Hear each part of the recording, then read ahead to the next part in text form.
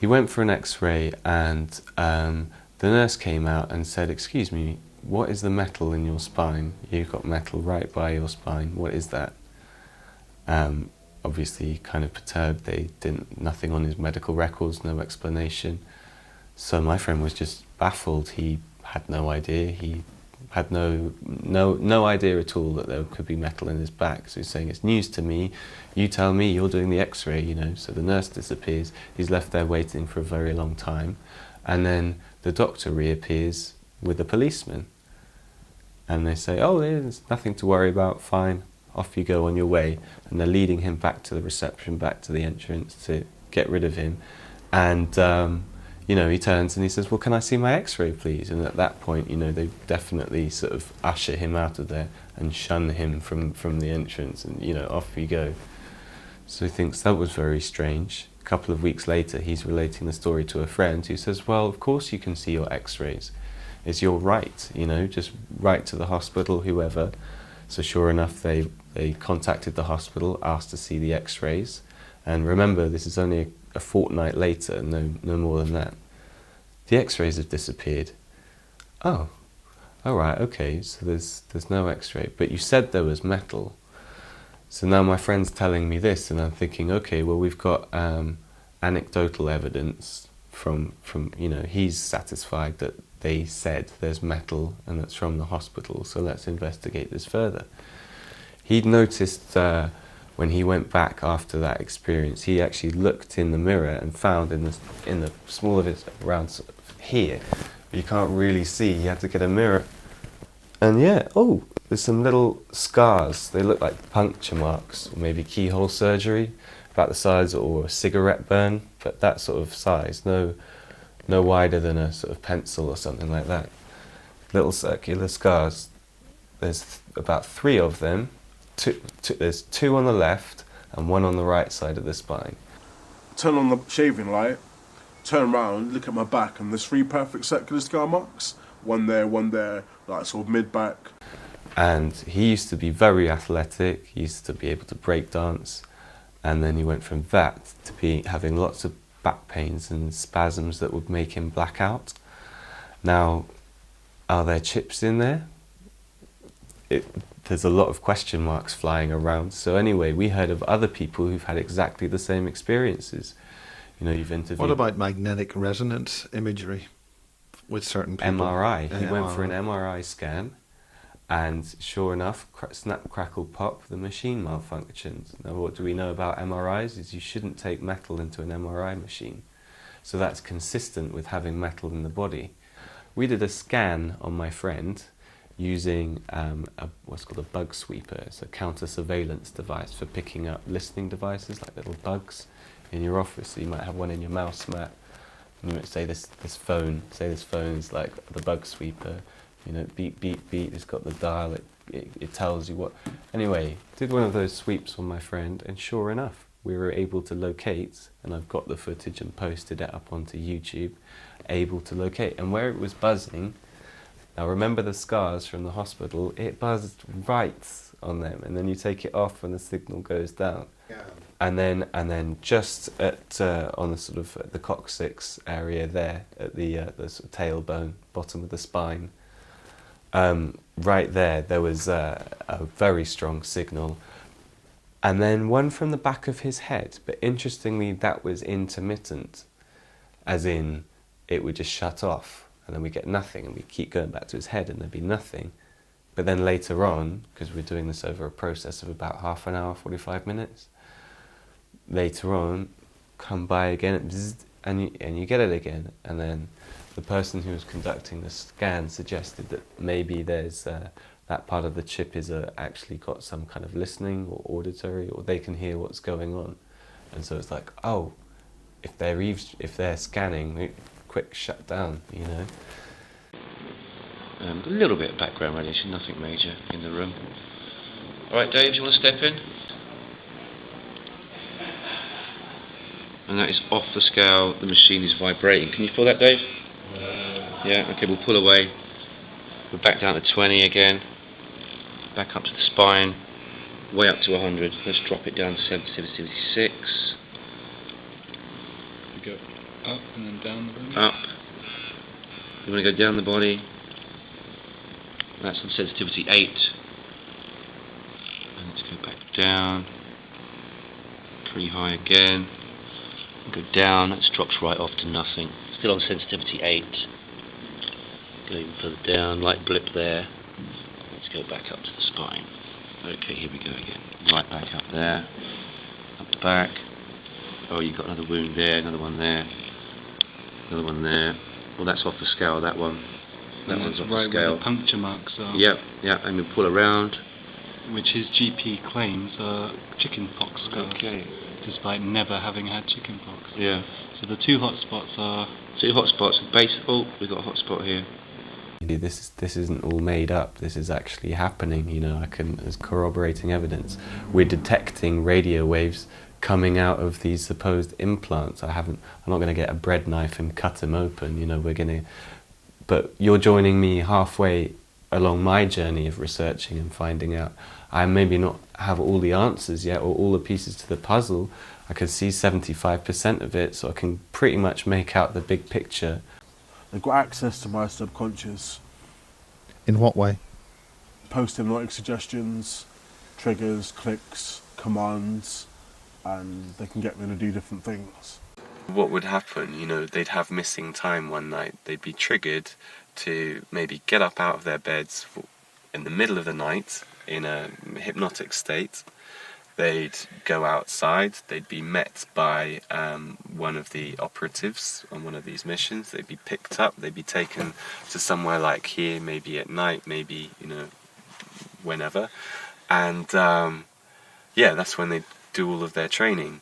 But then when they wake up in the morning, they'd feel physically knackered and really tired, but have no memory of what happened during the night. They might even have cuts or bruises, but they'd be explained away somehow, you know.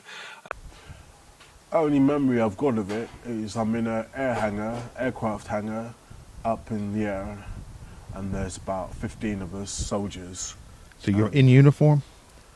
Yeah, like a vest and camo gear, like maybe a shirt. I think it was a vest, and basically we haven't got parachutes.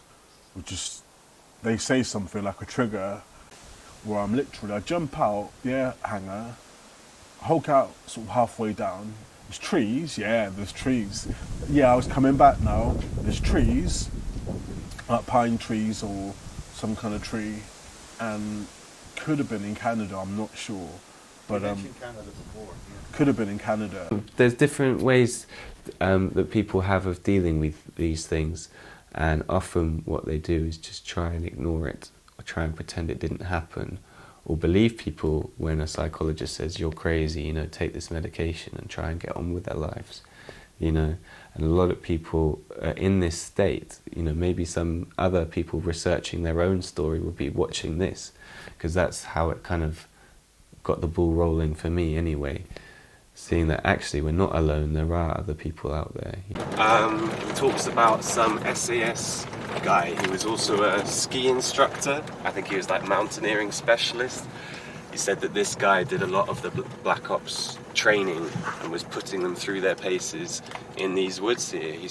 But yeah, this is where it, and he remembers other things. He said that he remembers something quite traumatic happening, but someone actually died during one of these Black Ops training things in the lake.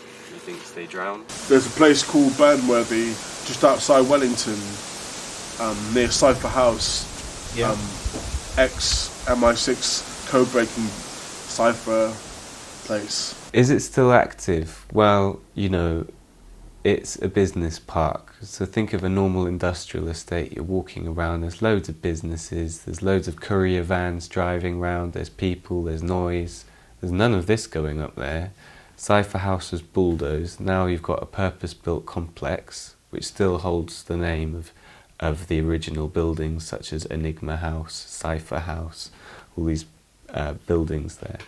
And I can't find any registered businesses there. There's a self-storage at one end, but what is the actual complex? What's going on there? I can't find anything. And so much security, number plate recognition, So is it still in use? Well, it could be, you know.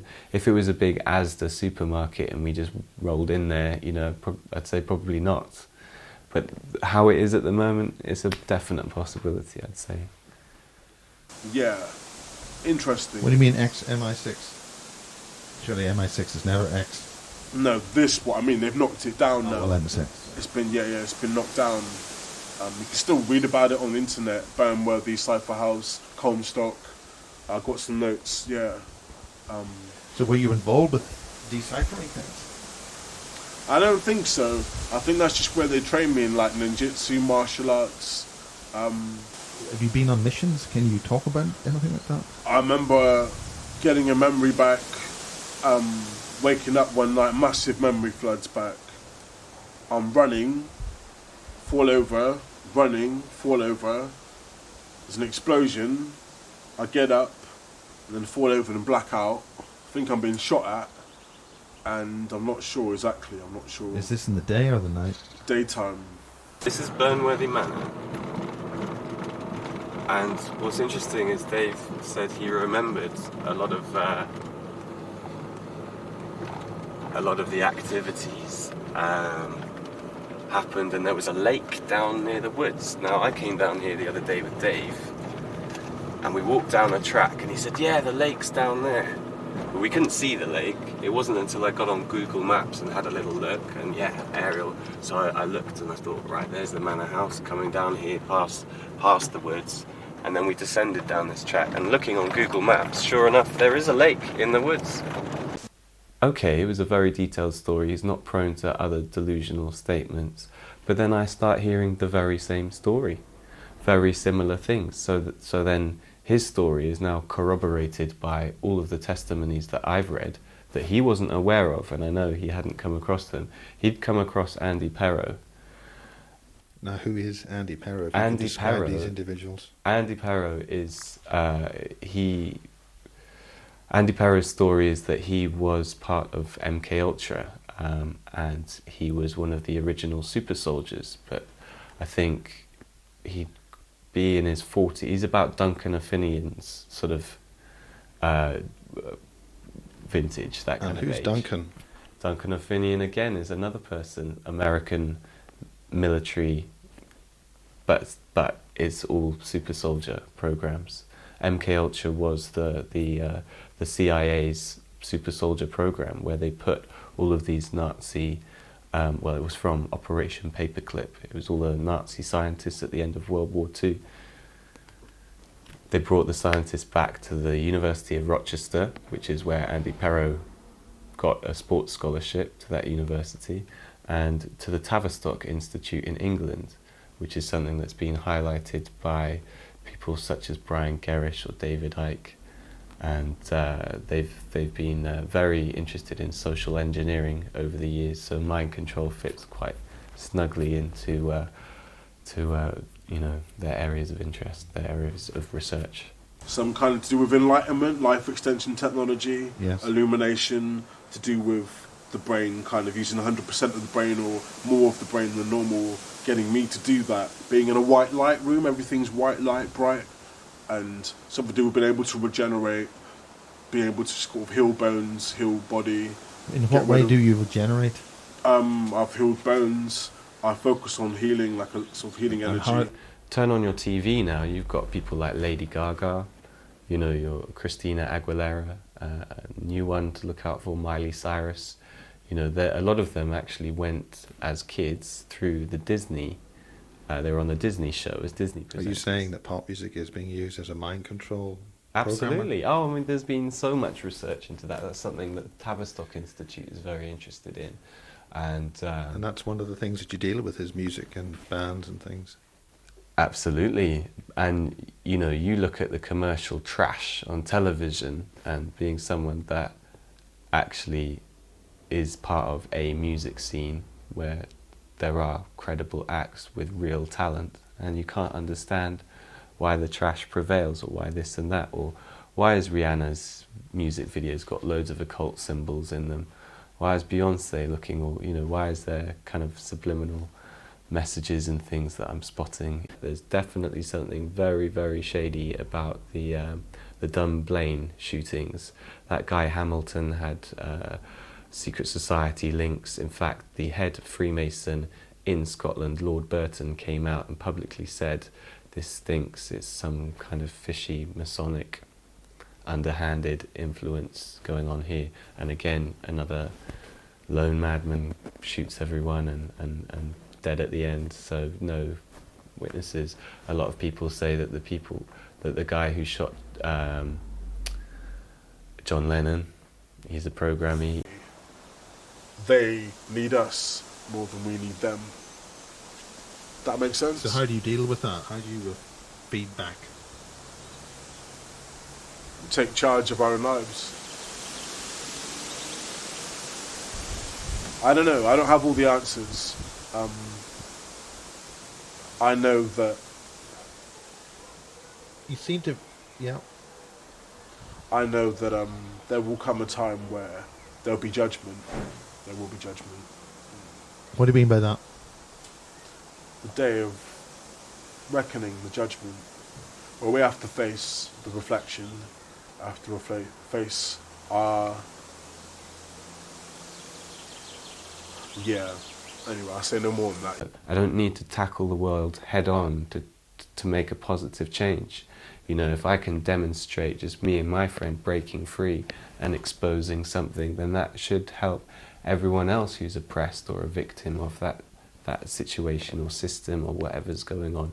And so, you know, I'm not really looking to go and try and attack MI5 or anything like that. I'm just saying I want my friend to be free from harassment. That's my moral responsibility. I'm taking that on to, you know, protect my friend. Why not? But I don't necessarily want to go on some intergalactic crusade to find out what the Greys are up to or what have you, because I'm having a hard enough time just dealing with the here and now. And so who knows what will happen later on down the road when I have got to the bottom of this. So all I can say, Miles, is in terms of like, you know, ETs and what have you, I've stayed open-minded to things, but I just have to keep staying open-minded to... So it's feet on the ground. Feet on the ground. I'm not saying yes, I'm not saying no, I'm just telling you what I know. I don't want to I think that's the only way that you can really... Yeah, I mean, me and my friend, if we came rolling in, I don't want to just be just two random guys saying some crazy story. No, don't ask me my opinion. Here's my panel of experts. This man's had 25 years in the field of counter-surveillance. This is what he detected with his devices. You know, that's the kind of evidence that we need in order to prove something.